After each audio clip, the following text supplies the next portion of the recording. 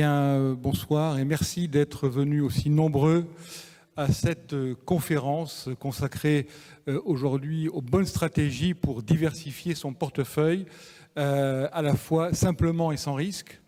Ce n'est pas un sujet facile. On va essayer d'en débattre, en tout cas pour nous éclairer sur cette question. Nous avons Aurélien Jacquillard, qui est responsable des relations investisseurs des produits de bourse de la Société Générale, et Fabrice Leduc, qui est gérant associé du cabinet de gestion de patrimoine Leduc Associés. Alors, pour traiter ce sujet, effectivement assez complexe, on aurait pu vous parler d'un tas de choses. On aurait pu vous parler de l'extrême volatilité des marchés financiers, des difficultés qu'on peut avoir aujourd'hui pour trouver du rendement sur nos portefeuilles, notamment sur l'assurance vie, des difficultés aussi que l'on rencontre avec la faible croissance qui peut-être limite les perspectives bénéficiaires des entreprises et évidemment les risques, par exemple, que font peser sur notre épargne la stratégie actuelle de la BCE de taux zéro, avec encore une fois à la fois des risques et des rendements qui sont de plus en plus faibles. Alors en réalité, on s'est dit que ce qui résumait le mieux tous ces sujets, eh bien, c'est bien la question de la diversification des placements. C'est la question du jour. On y est tous confrontés. Les marchés d'actions, finalement, se portent pas trop mal. Le CAC 40, on est à moins 3%. L'année n'est pas finie. On aura peut-être de bonnes surprises. Il n'est pas exclu qu'on finisse l'année en hausse. Mais tout de même, on a une grande volatilité et vraiment cette question de la diversification est très importante. Le problème de la diversification, c'est que, évidemment, il faut avoir certaines connaissances.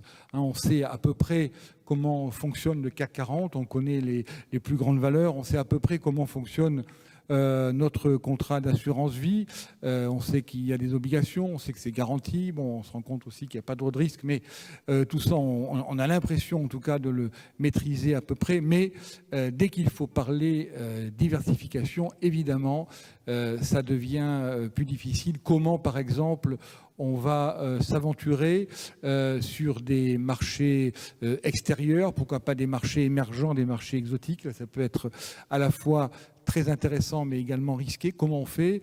Comment, par exemple, on va chercher ces super valeurs de croissance, notamment sur le Nasdaq, avec des performances extraordinaires, mais il y a aussi des risques. Comment on fait? On ne connaît pas trop.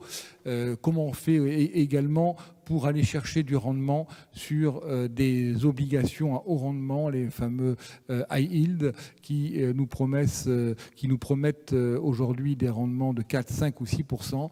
C'est à la fois nécessaire, intéressant, mais finalement, c'est pas facile. Donc peut-être que la première question que je poserai à chacun de nos intervenants, c'est est-ce que cette question de la diversification, est-ce qu'elle vous préoccupe aujourd'hui? Est-ce que c'est un de vos problèmes importants aujourd'hui? Oui, bonsoir Roland, bonsoir à tous. Alors, nous, chez Société Générale, on distribue les ETF de l'IXOR et effectivement, la diversification, elle est d'abord au cœur, elle est d'abord à l'esprit de nos clients.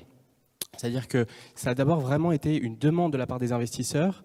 On souhaite diversifier, on souhaite s'exposer non pas à quelques valeurs, mais à un ensemble de valeurs, à un portefeuille diversifié, que ce soit par classe d'actifs, par géographie ou par secteur.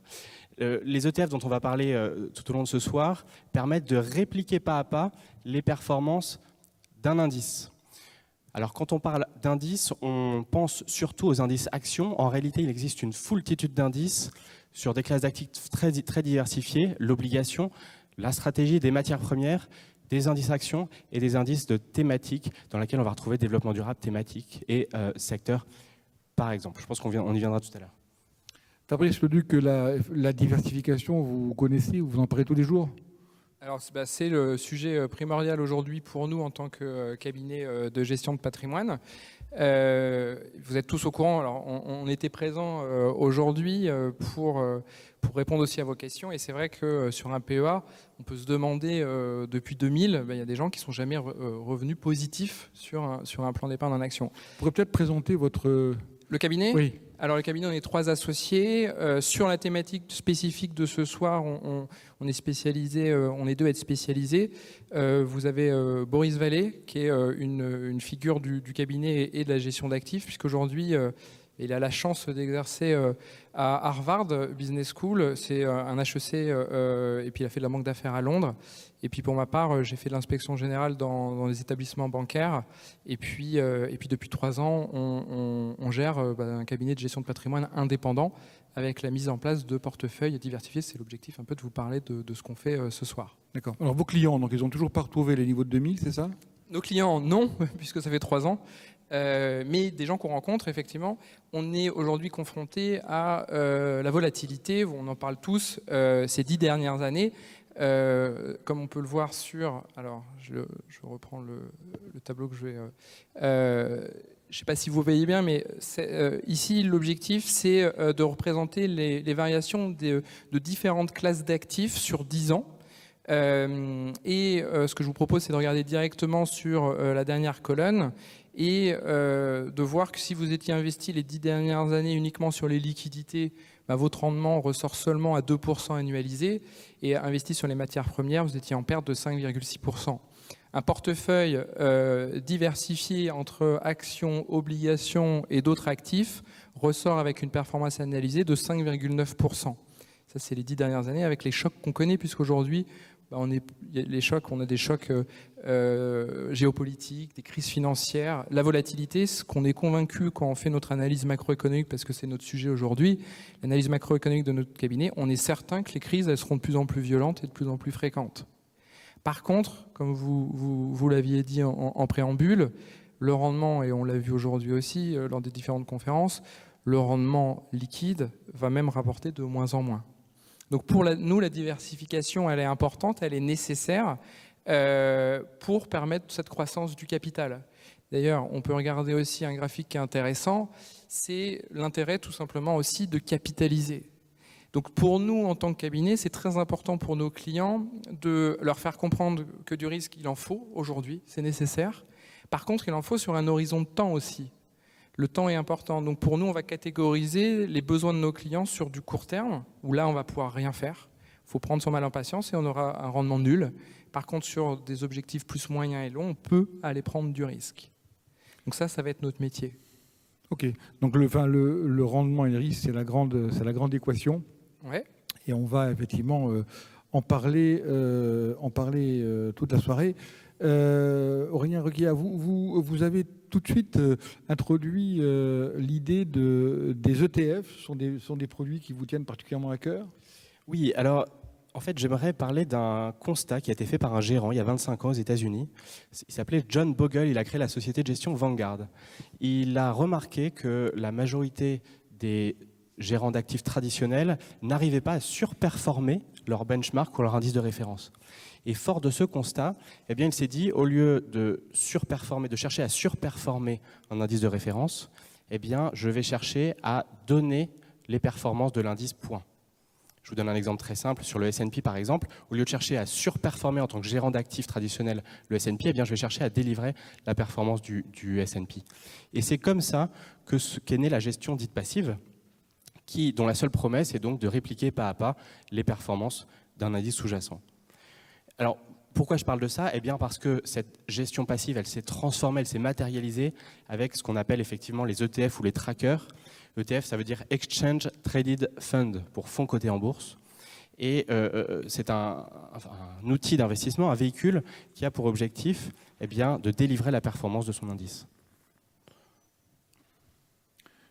Gestion passive, gestion active, vous en pensez quoi Alors, déjà, peut-être juste reprendre aussi sur le fait d'anticiper les mouvements de marché. On voit que c'est très compliqué, on l'a tous vécu. Essayer de les prévoir, les revers de marché, c'est compliqué. Et souvent, après des revers de marché, il y a une très belle embellie des performances. Ça, c'est prouvé. Et l'investisseur, l'humain, va faire que on va toujours essayer de déjouer le marché. On va essayer de faire mieux que le marché soi-même. Et ça, c'est très risqué. Alors, si on voit ici, je trouve que c'est une analyse qui est frappante, qui est de voir finalement l'évolution, c'est le Standard & Poor's 500 sur 20 ans, de 1995 à 2015. Si vous étiez investi totalement sur cette période, votre performance était de 252%. Si vous essayez de déjouer le marché, et pas de chance, vous avez loupé sur 20 ans, parce que beaucoup, vous avez loupé seulement 10 jours de performance. Là, votre performance, c'est plus du tout la même, 66%. On peut aller plus loin, 20 jours, c'est 5%, et puis vous êtes même négatif, c'est loupé seulement 30 jours. Moi, de mémoire aussi, quand j'ai commencé dans l'établissement bancaire, je me rappelle très bien, je pense que c'est pareil, la crise 2008, septembre 2008, où on pensait vraiment, parce que tout le monde nous transmettait cette idée que les établissements bancaires allaient tomber les uns après les autres. Je travaillais dans la banque, on pensait qu'un allait tomber. Les grosses banques. et les questions, c'est pour la fin.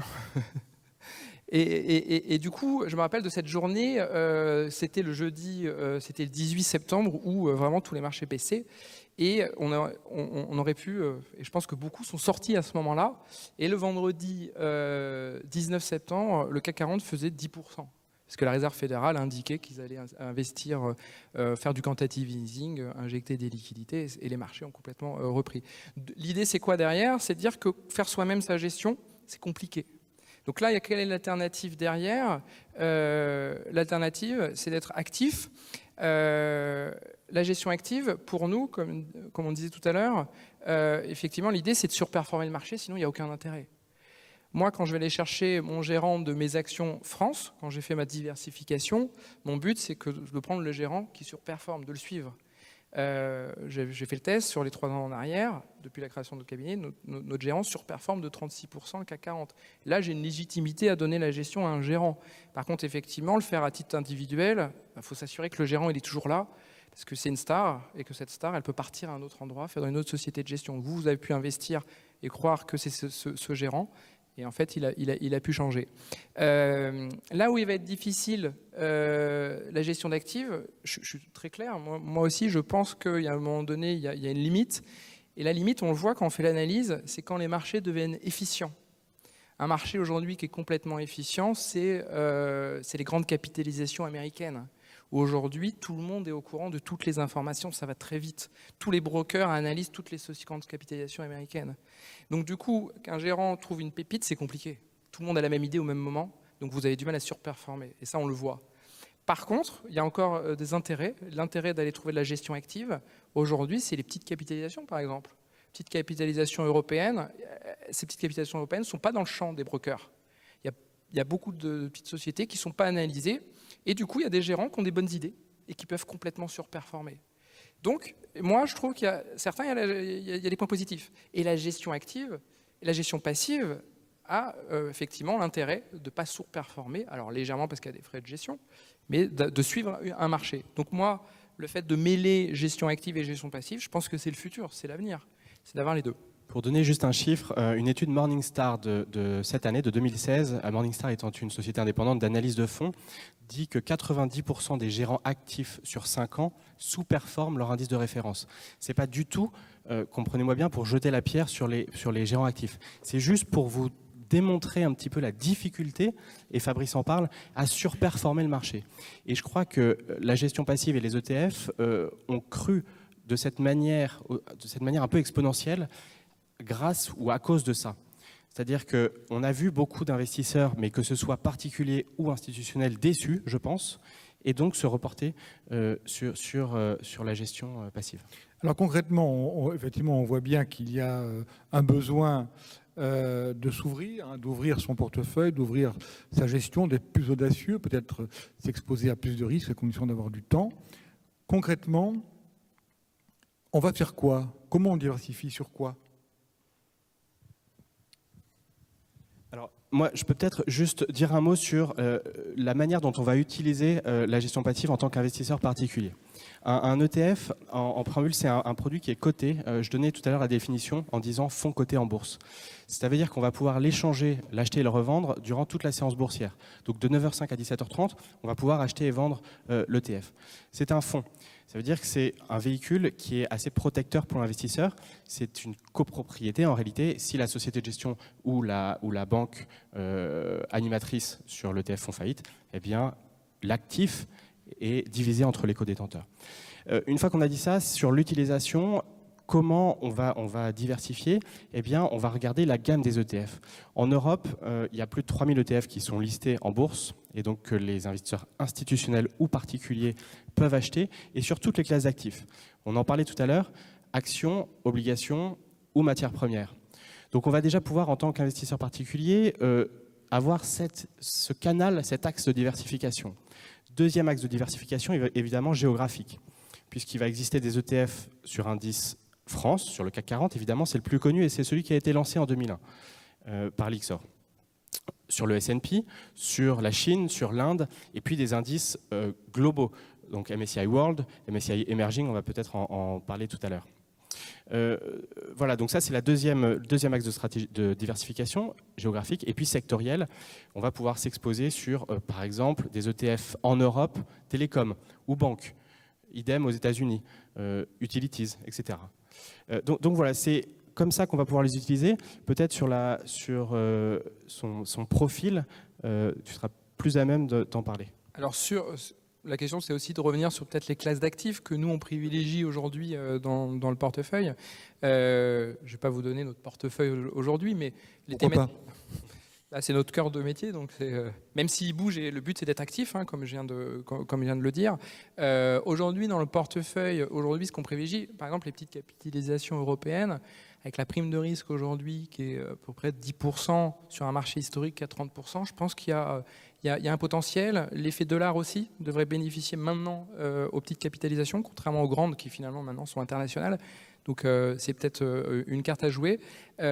Nous, elles sont un petit peu en retard par rapport aux grandes valeurs, parce qu'on a vu beaucoup de liquidités arriver en priorité sur les grandes valeurs. Les résultats, je parle des résultats des petites sociétés, elles vont avoir un décalage dans le temps, et donc elles vont arriver là aux prochaines publications, voire après. C'est l'effet dollar. Ça, c'est là sur la partie action. Je pense que là où nous, on milite aujourd'hui, effectivement, c'est quand même d'avoir des portefeuilles diversifiés. C'est-à-dire que notre portefeuille global, hein, qui n'est pas forcément, là on s'écarte un peu du PEA, mais je pense que c'est aussi le sujet, on veut le protéger. Et pour nous aujourd'hui, on ne le protège pas avec du fonds euro, parce que pour nous, ce n'est pas le sujet. Mais comme on le disait en préambule, aujourd'hui, il y a des classes d'actifs qui nous semblent intéressantes. La première, c'est les obligations très courtes aux États-Unis, donc inférieures à 2 ans. Là, je suis plutôt en gestion active sur cet actif parce que j'ai un gérant qui, lui, a un taux de défaut qui est extrêmement faible. Il achète du papier sur 30 ans, enfin depuis 30 ans, qui ne fait pas de défaut. Donc, il a une vraie connaissance. Vous passez par des fonds ou bien c'est votre gérant qui... Là, c'est un gérant spécifique sur ce type d'actif. Et puis après, clairement aussi, c'est les dettes subordonnées bancaires, qui est un actif très spécifique, qui, pour le coup, pour nous, aujourd'hui, il y a un bon point d'entrée dans le marché. Pour nous, aujourd'hui, les banques sont plutôt sous-valorisées de manière générale. Ce sont des obligations à très long terme émises par les banques et qui ont été fortement dévalorisées. Ils ont été dépréciés notamment en début d'année où il y a eu l'anticipation de certains analystes sur la nouvelle crise systémique des banques suite au pétrole, qui ne s'est absolument pas révélée puisque les créances douteuses des établissements bancaires étaient faibles. Et l'idée, c'est elles émettaient beaucoup de dettes subordonnées bancaires suite au ratio prudentiel, mais on voit qu'elles ont beaucoup constitué leurs fonds propres, et peut-être un peu trop. Du coup, ça va leur donner une marge de manœuvre dans les années à venir, et nous, on est plutôt acheteurs sur cette partie-là. D'accord. Aurélien, de façon très concrète, j'ai mon portefeuille, j'ai du Air Liquide, de BNP, enfin, j'ai mes valeurs CAC 40 que j'aime bien et qu'on aime tous, qui le méritent tout à fait d'ailleurs. Mais bon, effectivement, je commence un peu à m'inquiéter et j'ai envie de diversifier. Alors, j'y vais comment? J'y vais doucement, j'y vais vite. Et puis, donc, apparemment, vos ETF, on a vraiment accès à tout. Oui. Comment je fais? Je pars en Asie, concrètement, comment je chemine dans ma diversification? Alors, la première remarque, c'est si on a 3-4 valeurs du CAC 40 dans son portefeuille. On est assez concentré, qu'on a fait ce qu'on appelle du stock picking, c'est-à-dire de la sélection individualisée. Le premier axe, ce serait de se dire, je voudrais le CAC 40 en entier. Un des moyens de le faire, c'est d'acheter les 40 actions du CAC, c'est-à-dire passer 40 ordres et devoir gérer les 40 lignes avec tout ce que ça implique en termes à la fois de frais et puis de gestion opérationnelle. Vous recevez des dividendes, il faut les réinvestir, etc., etc. Avec un ETF sur le CAC 40... Il faut beaucoup d'argent aussi pour acheter 40 valeurs. Ouais, alors oui, oui et non en fait, mais il faut beaucoup d'argent effectivement. Et avec l'ETF CAC 40, eh bien, vous allez en une seule transaction accéder aux 40 valeurs. Et avec un minimum d'investissement qui est très faible, puisque l'ETF CAC 40 vaut à peu près 45 €, c'est à peu près un centième de l'indice. Donc vous voyez, je passe une transaction et c'est comme si en fait, j'en passais 40 en achetant les 40. Donc on voit un peu ici l'économie d'échelle et de coût. Ça, c'est si on veut se diversifier sur notre marché domestique. Et d'ailleurs, ça n'empêche pas de garder ces actions qu'on a sélectionnées parce qu'on les aime bien, parce que ça fait longtemps qu'on les a dans leur portefeuille, mais ça ajoute de manière très facile, très simple et très transparente eh bien, un biais diversifiant. J'insiste simplement sur le fait que ce n'est pas des produits miracles ni garantis en capital. C'est-à-dire que quand j'achète un ETF CAC 40, eh bien, je suis 100% exposé aux variations de cet indice, donc j'ai tout le risque marché. On parlera des risques, d'accord. Donc ça effectivement, c'était sur le CAC 40. Et après, évidemment, on va pouvoir s'exposer en Chine, en Asie. On va pouvoir acheter le S&P. Le S&P 500, alors c'est de la même manière. Au lieu d'acheter 500 valeurs, on achète un ETF et on a accès au marché avec le risque de change. On en reparlera tout à l'heure. Et surtout, des marchés difficilement accessibles. Si on veut aujourd'hui investir sur l'Indonésie en tant qu'investisseur particulier sur la France, je pense que c'est compliqué. Il faudra peut-être avoir des devises, ouvrir un compte sur place, c'est voire impossible. Eh bien ici, je passe un ordre à partir de 100 € chez mon courtier ou chez ma banque, et puis j'accède, je suis exposé au marché indo-chinois ou asiatique au global. Vous conseillez vos clients pour se diversifier, parce que on le voit, le terrain de jeu est tellement immense, on est un peu perdu, quoi. De façon globale ou sur une... De façon globale. Ah. Je suis un de vos clients, je viens vous voir avec un portefeuille constitué et vous allez me dire, mais attendez, votre truc c'est très bien, mais il faudrait peut-être penser à ouvrir un peu votre portefeuille. Qu'est-ce que vous me conseillez? Alors déjà, comme tout cabinet, j'espère aujourd'hui, on va analyser le niveau de risque, l'appétence que vous avez. Alors plus que derrière le niveau de risque, on va voir la durée de placement, ce qui est ça qui va nous intéresser, dans combien de temps vous avez besoin de votre capital. Et après, on va, effectivement, notre analyse, qui est une analyse macroéconomique, nous, l'idée, c'est pas de vous dire faut acheter telle ou telle valeur. C'est pas notre savoir-faire, on n'est pas analyste financier. Nous, notre idée, c'est de diversifier, trouver les bons actifs au bon moment. Je vous en ai donné la dette subordonnée d'après notre analyse et notre analyse macro. Donc nous, on a un comité d'investissement une fois tous les 2 mois qui rebalaye tous les indicateurs. On va déceler les actifs à mettre en portefeuille. Et effectivement, on va avoir un turnover. Vous parlez tout à l'heure. La Chine, on n'a plus de Chine, nous, en portefeuille. C'est un choix. C'est nos indicateurs. On nous montre plutôt des éléments négatifs sur la Chine. Donc, on l'a écarté de notre portefeuille. Tout en respectant effectivement une diversification d'actifs pour qu'on ait une volatilité. La volatilité, c'est l'espérance mathématique de gains et de pertes. Et là, on va avoir un nombre à respecter, un chiffre à respecter qui va correspondre au temps que va avoir notre client à investir quand il va retrouver son capital et les intérêts. Il y a 2 questions que je voudrais aborder. C'est les frais. Quand on se diversifie, ça coûte quand même? Oui, alors tout à fait. Les frais sur les ETF sont compris entre 0,10 et 1%. Plus l'ETF va être gros, entre guillemets, et liquide, moins les frais vont être importants. Je vous donne un exemple sur le CAC 40. Les frais sont de 0,25% par an qui sont prélevés sur la durée de détention. C'est-à-dire que si je conserve mon ETF 2 ans, eh bien, je vais payer 0,50% de mon investissement total. Ces frais-là doivent être ajoutés aux frais de courtage habituels comme sur une valeur mobilière classique et puis à la fiscalité, évidemment. Et l'autre question, c'est sur les risques. Quels sont les risques? Parce qu'une action, on sait ce qu'on a. Un ETF, est-ce qu'il y a un risque particulier? Puis ensuite, je poserai une autre question sur les risques à Fabrice.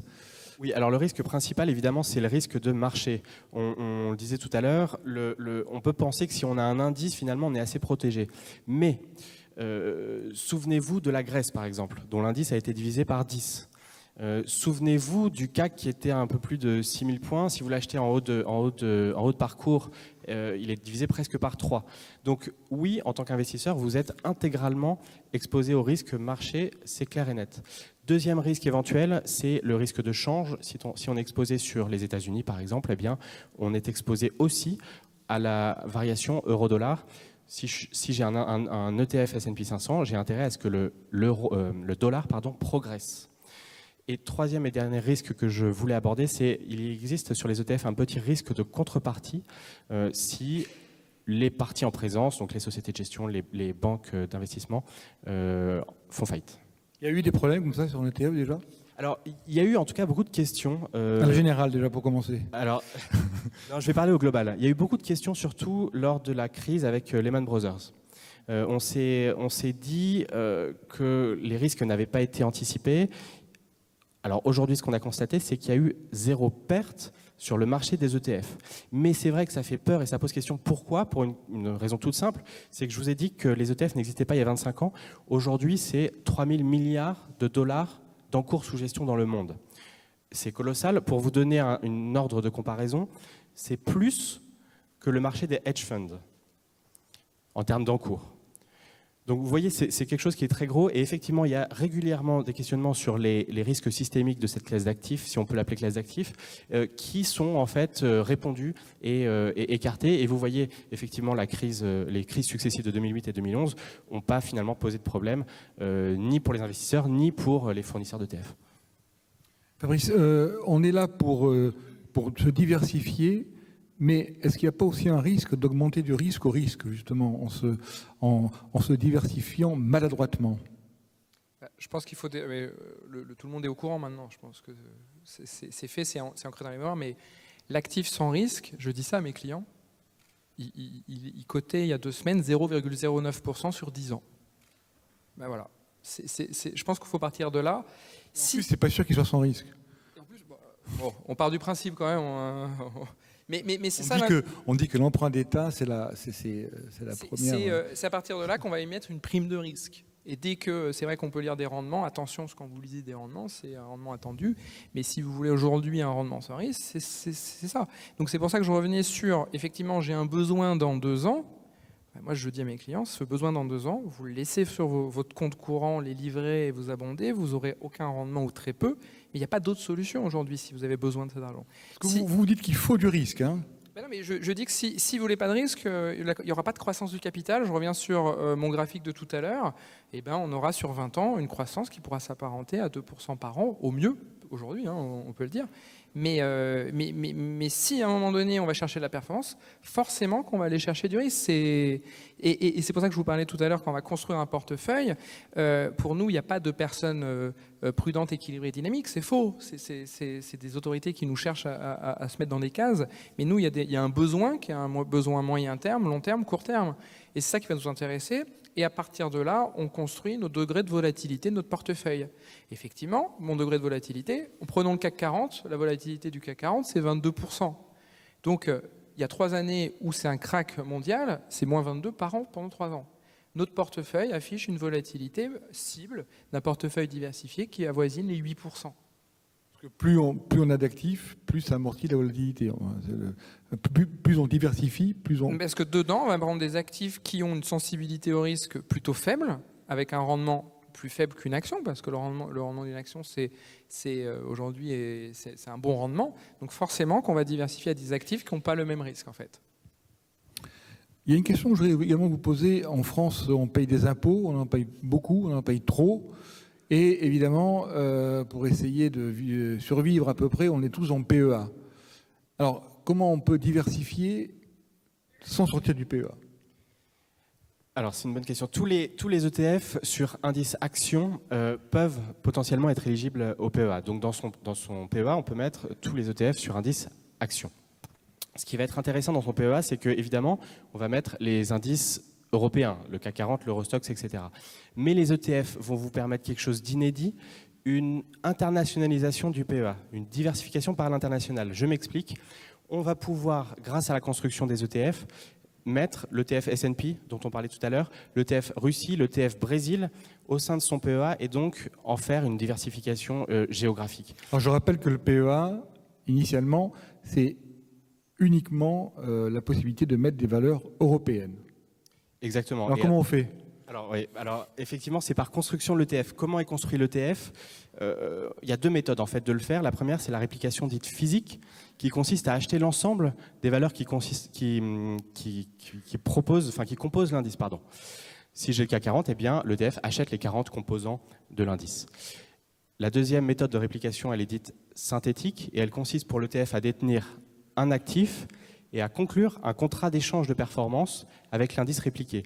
Donc dans cet actif, vous allez détenir le fameux quota nécessaire à l'éligibilité du PEA, et vous allez conclure avec une contrepartie un contrat d'échange de performance. Donc je suis Lyxor, j'ai des actifs européens et j'échange la performance de ces actifs avec la performance de l'indice indien, et donc je peux mettre de la performance Inde dans mon PEA. Voilà c'est ce qu'on appelle un ETF synthétique, c'est ça ? C'est ce qu'on appelle un ETF synthétique, exactement. Un peu plus risqué que l'ETF. Alors, dans l'un et dans l'autre, il y a des risques. Dans la réplication physique, il y a des risques. Pourquoi ? Parce que la société de gestion, que ce soit Lyxor ou autre, va prêter les titres pour générer de la surperformance. Et donc, on va avoir un risque de contrepartie sur ces prêts de titres. Dans la réplication synthétique, il y a aussi un risque de contrepartie qui est lié au contrat d'échange de performance. C'est-à-dire que la société de gestion, elle va nouer un contrat, elle va signer un contrat avec une contrepartie. Si cette contrepartie la fait défaut, eh bien vous avez un risque. Pour adresser ce risque, puisqu'il est devenu de plus en plus prégnant avec les années, eh bien ce contrat d'échange de performance est remis à zéro tous les jours. En tout cas chez Lyxor, et les sociétés de gestion confrères le font aussi. Fabrice Leduc, justement, vos clients, j'imagine qu'ils ont souvent une base classique PEA Assurance Vie. Comment on diversifie sur l'un et sur l'autre ? Nous, on le voit comme uniquement une enveloppe fiscale. On n'analyse pas cette enveloppe, on s'en fiche un peu. Nous, ce qu'on va analyser, c'est les classes d'actifs. Donc on va répartir les classes d'actifs par risque.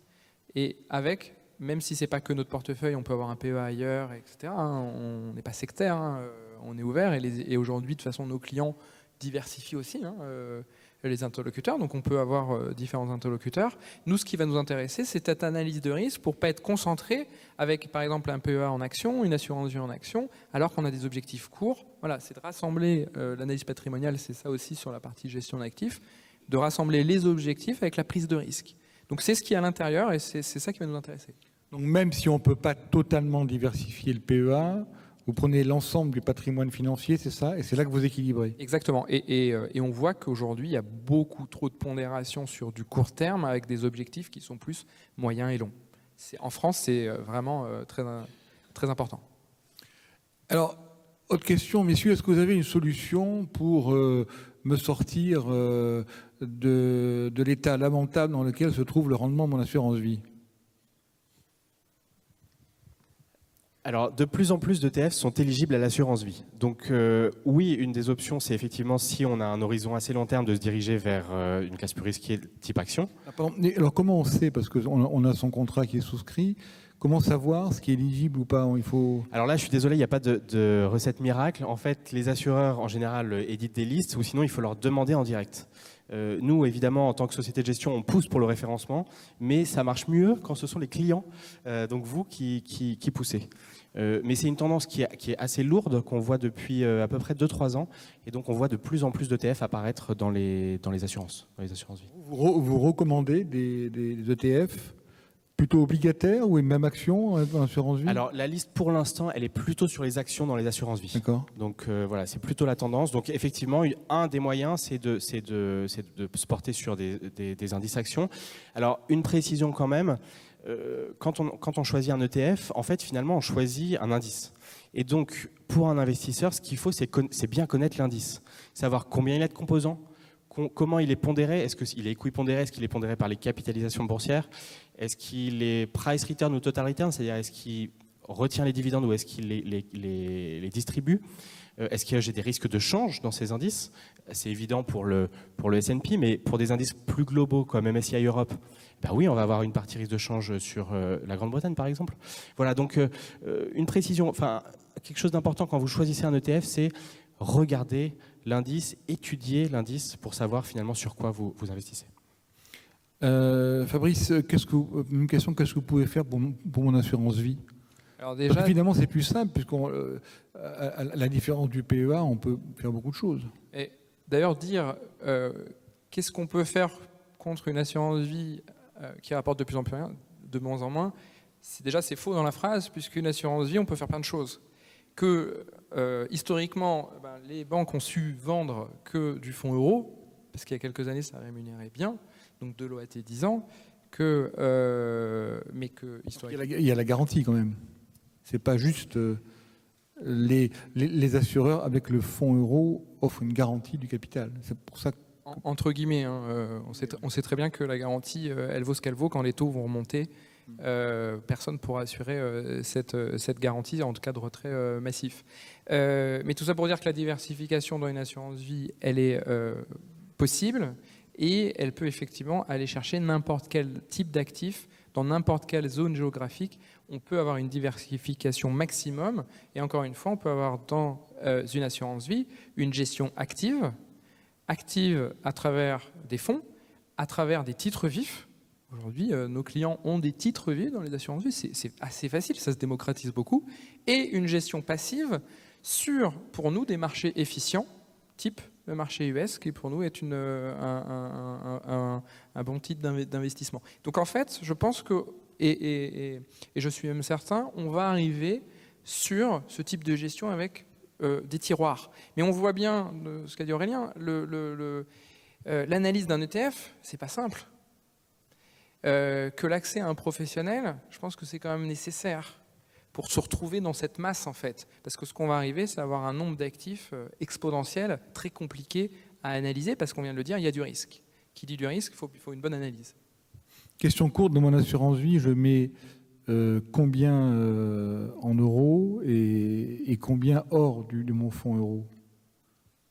Vous n'avez pas écouté ce que je vous ai dit tout de suite. Ça va dépendre de votre profil, ça va dépendre de votre patrimoine.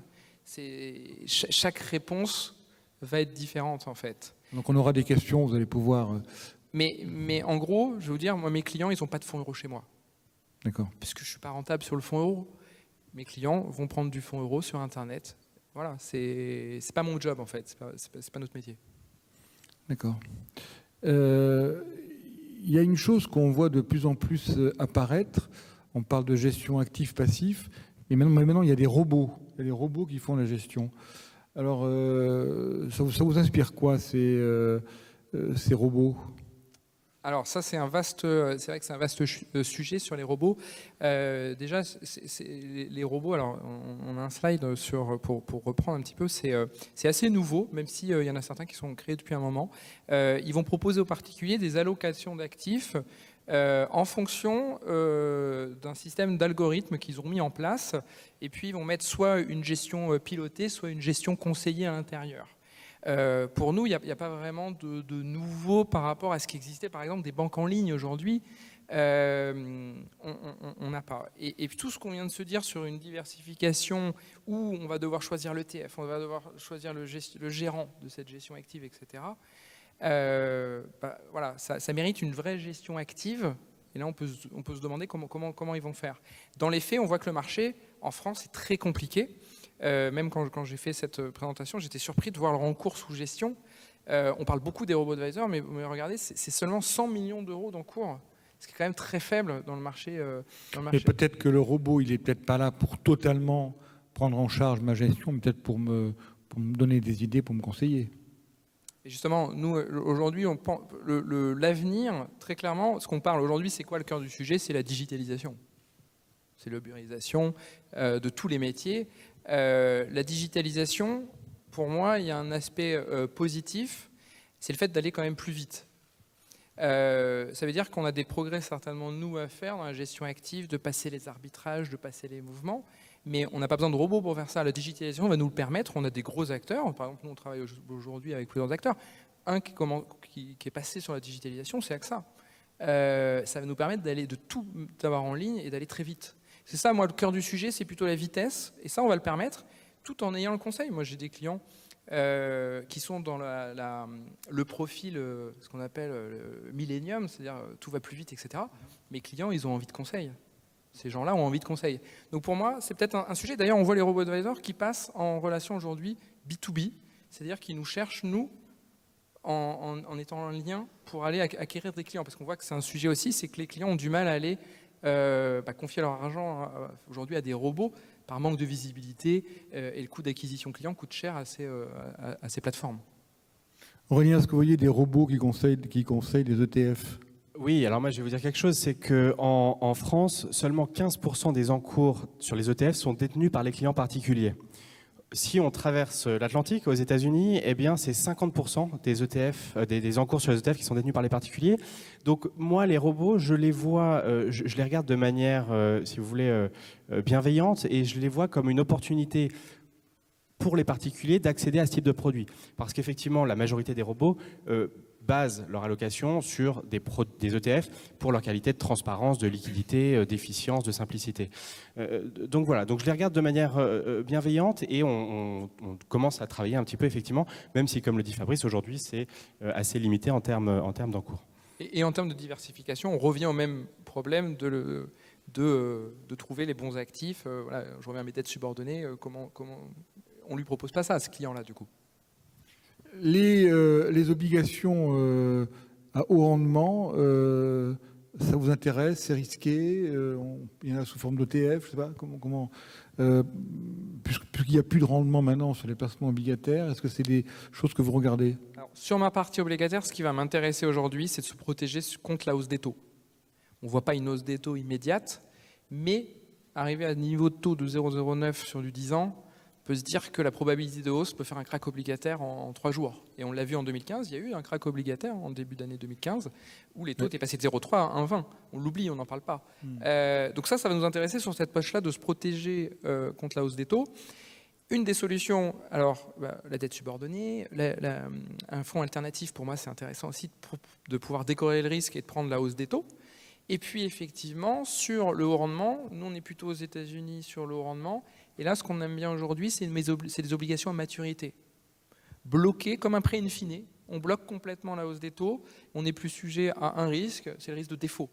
Pareil, j'ai un gérant qui, lui, a un taux de défaut très faible dans son portefeuille. Donc sur 5 ans, ça nous paraît très important. Enfin, un rendement très bien, qui va varier. Si on revient dans les stress tests nous montrent que si on retourne dans une crise type 2008, on serait proche de 2,5, 3, pas si mal quand même. Crise 2008, on n'y croit pas encore. Et s'il n'y a pas de crise comme 2008, on serait plus dans du 5%. Voilà. Mais c'est pas un acte. On va diversifier, on en prendra 10% du portefeuille. Aurélien, est-ce qu'il y a des ETF à haut rendement?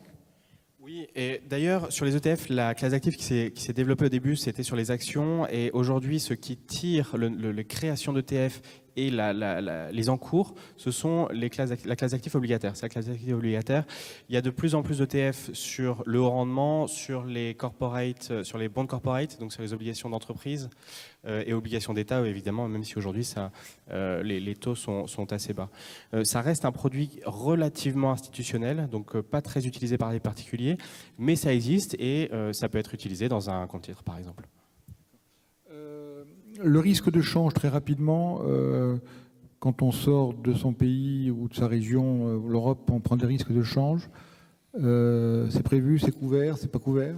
99% des ETF sur des zones hors Europe ne sont pas couvertes, mais effectivement c'était une demande de certains investisseurs, donc vous allez retrouver 2-3, en tout cas chez Lyxor, 2-3 ETF qui sont couverts contre le risque de change, notamment sur les États-Unis et sur l'Asie.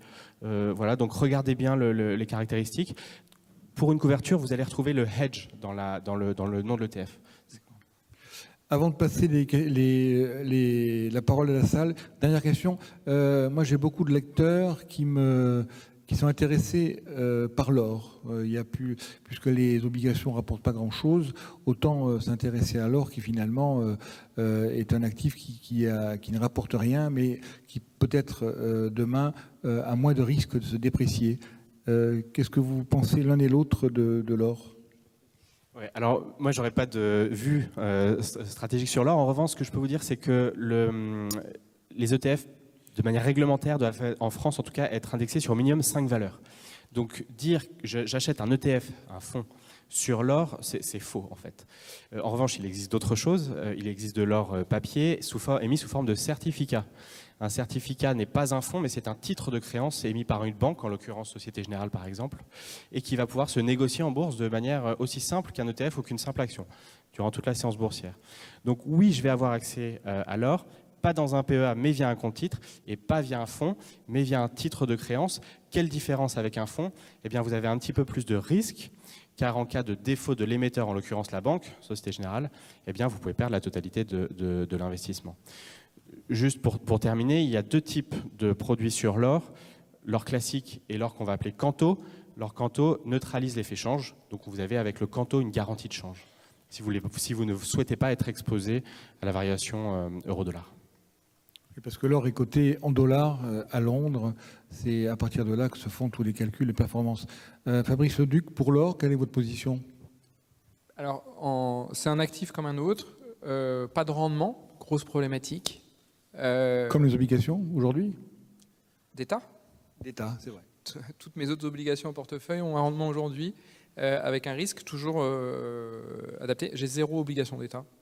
On est contre-tendance avec la gestion alternative sur l'OAT. Donc on va essayer de faire de la performance quand les taux vont monter. L'or, aujourd'hui, donc il y a des contraintes. C'est un actif décorrélé. Vous investissez sur l'or si vous pensez que les marchés vont chuter. Ce n'est pas notre sentiment d'aujourd'hui, en fait. Donc on est en dehors de cette position. Ok. Il y a des hôtesses dans la salle. On a prévu du temps pour poser des questions. Allez-y, manifestez-vous et on vous passera le micro. Oui, bonsoir messieurs, surtout pour monsieur Aurélien Réquillard. Je veux savoir ce que veut dire ETF. On connaît SNCF, on connaît RATP, on connaît EDF, mais qu'est-ce que c'est que ETF? C'est le mystère de la soirée. Alors ETF est un synonyme tout à fait identique de tracker, et ça veut dire Exchange Traded Fund. Donc fonds coté en bourse. J'aime bien utiliser ce terme parce qu'il a la définition en son sein. C'est un fonds, on l'a dit, avec tous les avantages que ça procurait, et coté en bourse, puisqu'il est listé sur Euronext Paris, avec en moyenne, avec plusieurs animateurs de marché qui garantissent la liquidité. Je vous invite d'ailleurs à regarder un carnet d'ordre d'un ETF, et vous allez voir en fait tous les intervenants, tous les acteurs qui sont à l'achat, à la vente, et l'écart de cotation qui est réduit entre le bid et basque, l'achat-vente. Voilà ce que signifie donc ETF. Oui, d'autres questions? S'il vous plaît. Oui. Je n'ai pas du tout entendu parler de fonds communs de placement ou d'OPCVM. ETF, qu'est-ce que c'est par rapport à ce langage? Un ETF est un fonds, donc un OPCVM, émis sous la forme de SICAV ou de FCP. Aucun impact pour l'investisseur particulier, que ce soit un FCP ou une SICAV.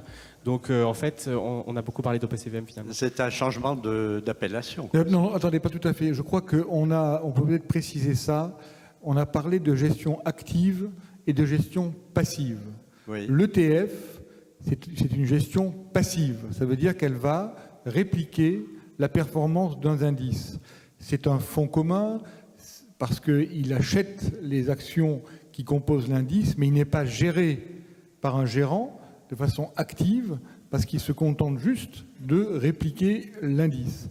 Alors que les fonds communs et les SICAV, ce sont tous les fonds que nous connaissons. On a parlé de fonds sur les grandes valeurs, sur les petites, etc.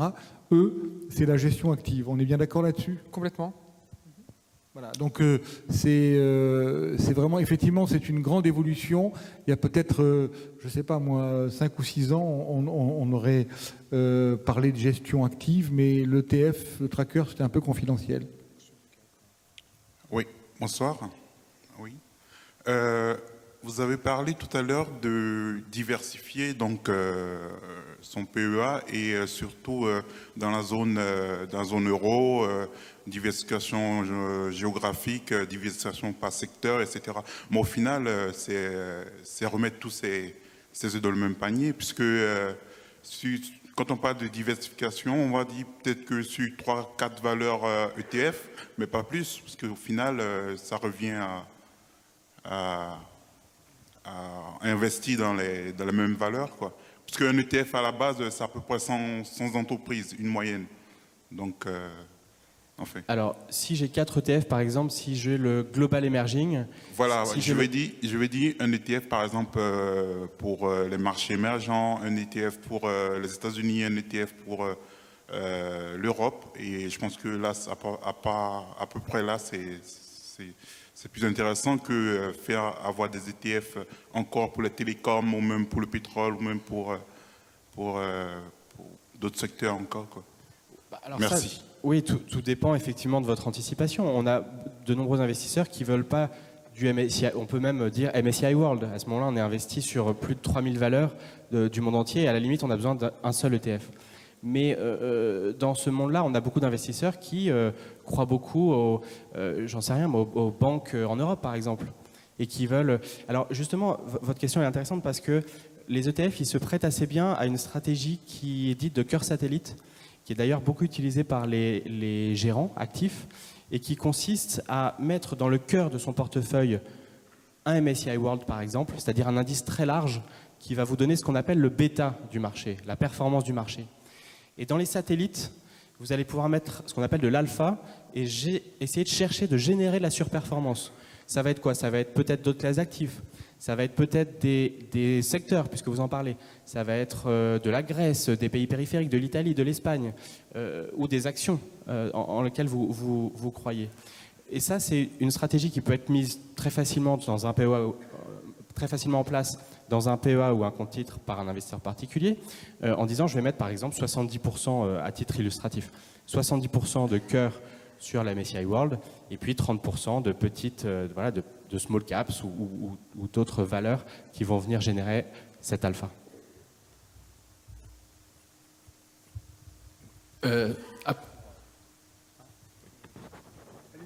À propos des ETF, le BX4 qui sert à couvrir les portefeuilles se déconnecte au bout de quelques mois du CAC 40. Est-ce que c'est la même chose pour le CAC PME par exemple ou le CAC 40 quand on n'est pas en couverture? Alors, le CAC PME, effectivement, j'en parle pour revenir à l'indice de stratégie. Le CAC PME, il repose sur un indice qui a été créé par Euronext et cet ETF est éligible à la nouvelle enveloppe fiscale, plus très nouvelle, mais nouvelle enveloppe fiscale PEA-PME. Cet ETF réplique, comme l'ETF CAC 40, comme l'ensemble des autres ETF sur indice, pas à pas les performances, diminuer des frais de gestion, on en a parlé tout à l'heure.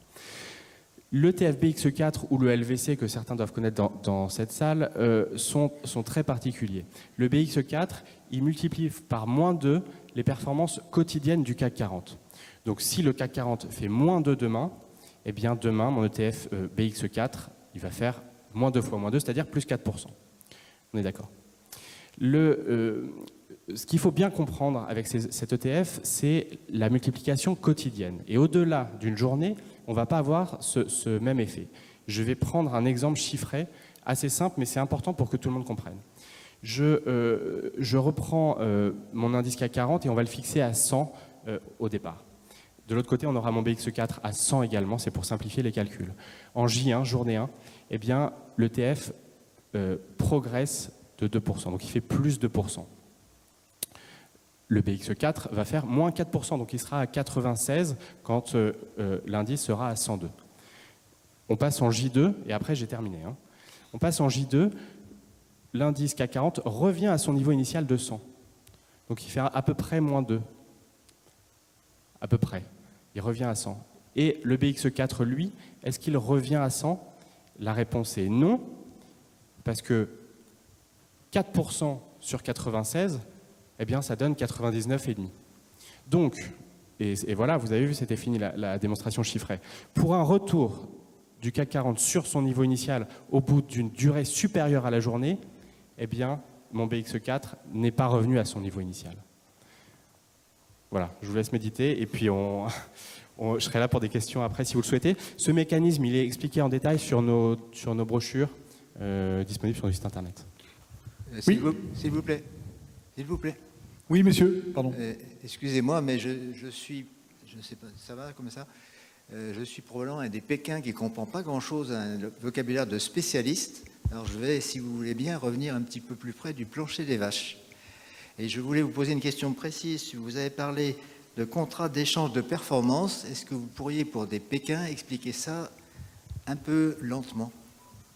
Oui, alors c'est un contrat d'échange de performance, c'est aussi ce qu'on appelle un swap. Alors je ne veux pas vous aller encore plus dans la difficulté en anglais, mais pour faire simple, on a d'un côté la société de gestion, Lyxor par exemple, et de l'autre côté une contrepartie bancaire, donc une banque. Lyxor, la société de gestion, va nouer un contrat d'échange de performance avec la banque, c'est-à-dire que la société de gestion détient des actifs européens, 100% d'actifs européens, donc des actions, qui vont avoir une performance de, mettons, 1%. De l'autre côté, l'indice qu'on cherche à répliquer, je parlais de l'Inde tout à l'heure par exemple, eh bien, va faire moins 1%. Le contrat d'échange de performance, il a pour objectif, pour finalité, on va dire, de conclure un contrat d'échange entre cet actif, le plus 1% de cet actif, et le moins 1% de l'Inde. Donc en fait, au terme de chaque journée, eh bien, la société de gestion va donner à la contrepartie, la banque, la performance de l'actif, et la contrepartie, inversement, en échange, va donner la performance de l'indice répliqué de l'Inde, donc les moins 1%. Et cet échange-là, il va être quotidien et il va permettre à l'investisseur final qui détient l'ETF Inde eh bien, d'avoir la performance de l'Inde dans son portefeuille. La majorité des contrats d'échange de performance, ils se font sur les taux. On connaît, et vous connaîtrez peut-être ça, la majorité des taux des swaps se font entre les taux fixes et les taux variables. En finance, voilà, c'est ça qui est très connu. Mais ça existe aussi sur les actions et c'est ce qui se produit sur les ETF à réplication synthétique. Et effectivement, et ça introduit peut-être un point de fragilité parce qu'à la différence d'un ETF qui achète directement les actions, on multiplie les intermédiaires. Oui, exactement. En fait, ça introduit un risque de contrepartie qui est lié au défaut éventuel de la banque avec qui on a conclu le contrat d'échange de performance. Oui, monsieur. Bonsoir. Bonsoir. Alors, j'avais une question pour vous, pour tous les trois. Moi, investisseur particulier aujourd'hui, je souhaite aller chercher de la performance sur le marché de la dette corporate. Est-ce qu'il y a un ETF ou un tracker qui me permette de faire ça? Oui, tout à fait. Il existe le Euro Corporate Bond. Je crois que le code mnémonique, c'est CRP de mémoire. On a 200 ETF. Je ne les connais pas encore par cœur, mais oui, c'est tout à fait possible. Comme tous les ETF, il est listé et donc liquide. Vous pouvez l'acheter et le vendre dans la séance boursière. Non éligible au PEA, mais au compte titre. Deuxième question, puis j'ai fini. Le contexte des taux historiquement bas a poussé pas mal d'investisseurs à se retrancher sur une certaine classe d'actifs, en l'occurrence les actions. Il y a pas mal de monde qui pense qu'aujourd'hui le marché action est survalorisé, la création d'une bulle. Est-ce que vous allez dans ce sens ou est-ce que vous infirmez? Vous êtes plutôt d'accord ou pas? Alors, moi je peux répondre en tant que rédacteur en chef des déplacements. Bulle, non, on n'a pas des multiples totalement délirants. Là, on va rentrer dans les périodes de publication de résultats. On a eu en début de semaine LVMH qui a donné ses performances et le titre a pris un moment 7% dans la séance. Je crois qu'on a certes, on a une croissance assez faible, mais on a des entreprises assez formidables qui arrivent vraiment à surperformer, à démultiplier la croissance au niveau des résultats. Le CAC 40, le PE moyen, je crois qu'il est autour de 14, 14,5. À Wall Street, on est un peu plus haut sur les S&P 500, on est plutôt près de 18. Ça va vraiment dépendre beaucoup de la capacité des entreprises à la fois pérenniser leurs dividendes et à délivrer de bons résultats. On n'est pas encore dans ce qu'on appelle une bulle, mais c'est vrai qu'on commence à être au-dessus des PE moyens constatés historiquement. Je ne sais pas si vous avez une idée là-dessus, est-ce qu'on peut parler de bulle ou pas? Je reviendrai juste sur le fait que les marchés ont monté, mais le volume de capitaux de transactions, alors je ne l'ai pas en tête, mais mais il n'a pas augmenté, il est plutôt faible. Donc moi, je dirais pas que les particuliers, pour moi, n'ont pas bougé. Hein. Encore une fois, j'ai pas de... Sur cette notion de volume, c'est ça qu'il faut regarder. C'est pas la variation des marchés, c'est vraiment le volume des capitaux échangés. Et aujourd'hui, on est quand même un pays où, si on regarde la France, il y a un investissement direct dans les sociétés très faible. On fuit plutôt les actions aujourd'hui. Et à tort, parce qu'aujourd'hui, si on regarde le rendement, c'est un peu ce qu'on disait tout à l'heure sur la capitalisation, sur les classes d'actifs dans le temps, sur la durée, c'est un actif qui délivre un rendement qui est quand même très bon. Il n'y a pas tant de ruée que ça dans les actions, c'est ça que vous voulez dire? Non. Alors après, effectivement, nous, par rapport à nos stratégies sur les actions, aujourd'hui, on a une prime de risque qu'on trouve plus intéressante. Alors, on est quand même sur des grandes capis pour être plus solide, mais pour aller créer de la valeur, on est sur les petites aujourd'hui où il y a des bonnes choses à faire, quoi. Ok, d'autres questions? Oui, monsieur, prenez un micro.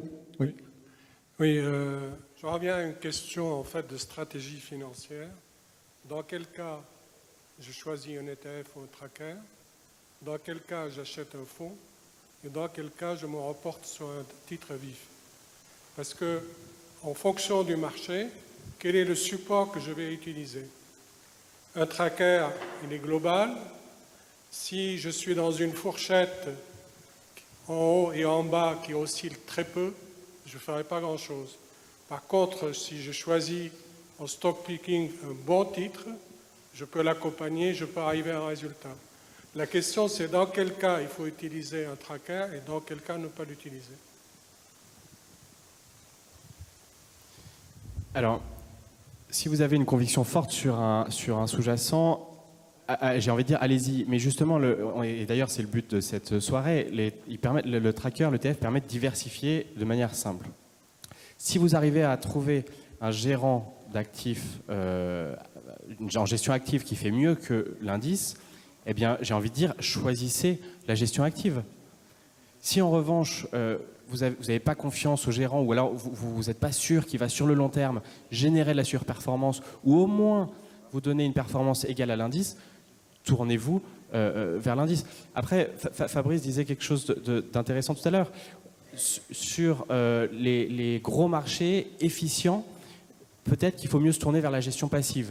Le S&P 500, peut-être l'Europe au global.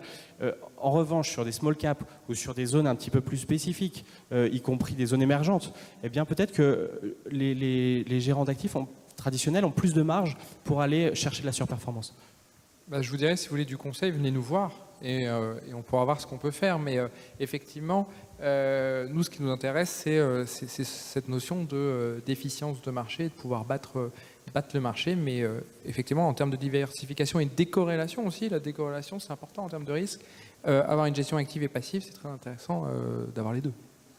Et sur le fond, je dirais que, évidemment, on ne peut pas, Aurélien qui est très présent sur les ETF, il ne vous dira pas de prendre 100% d'ETF. Je crois qu'il faut construire un portefeuille, il faut vraiment partir des valeurs qu'on aime bien. On a beaucoup de très belles valeurs à la Bourse de Paris, il y en a également ailleurs. Je crois qu'il faut se construire un socle d'investissement, aller choisir peut-être des gérants sur des segments qu'on aime bien, pourquoi pas les small caps, et puis ensuite, là-dessus, à partir de quelque chose de constitué, on peut aller effectivement choisir des ETF. Je crois qu'il y a aussi une logique de construction. On peut pas, à mon avis, on ne peut pas passer comme ça du tout au rien. Il faut aller de l'un à l'autre, mais je pense que la base des portefeuilles doit être là, autrement après on ne sait plus trop où on habite. Exactement, et surtout aujourd'hui où il y a cette notion de taux bas, diversifier, je pense que la base c'est vraiment diversifier ses actifs plutôt que de dire quel produit je vais prendre. Et ça on le voit trop souvent, une dichotomie avec beaucoup de court terme, et quand on a une diversification, c'est que de l'action. Il y a un tas d'actifs possibles avec une notion de risque plus faible et avec des rendements, donc on peut trouver des choses. D'autres questions ? Bon, écoutez, j'espère qu'on a épuisé le sujet. En fait, je crois que c'est pas facile de l'épuiser, mais on a quand même pas mal abordé beaucoup de choses. Si vous avez des questions, n'hésitez pas à venir nous voir. Merci et au revoir.